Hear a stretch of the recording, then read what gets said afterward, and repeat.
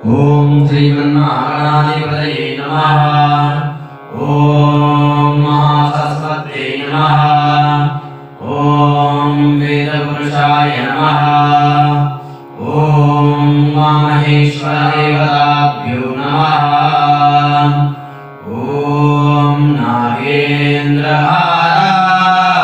त्रिलोचनाय भस्माङ्गरागाय महेश्वराय नित्याय शुद्धाय दिगम्बराय तस्मै नकाराय नमः शिवाय तस्मै नकाराय नमः शिवाय मन्दाकिनी सलिलचन्दनचर्चिताय नन्दीश्वर प्रमथनाथ महेश्वराय मन्दारपुष्पबहुपुष्पसुपूजिताय तस्मै मकाराय नमः शिवाय तस्मै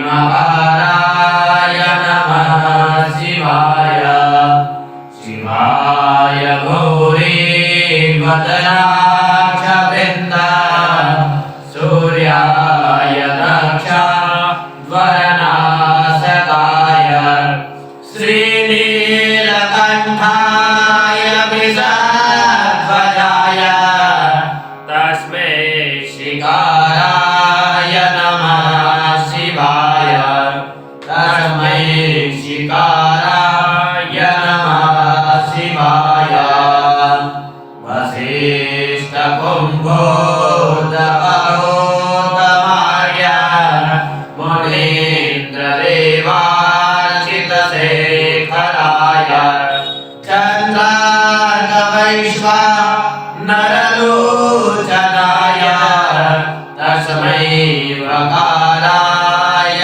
नमः शिवाय तस्मै वकाराय नमः शिवाय यज्ञस्वरूपाय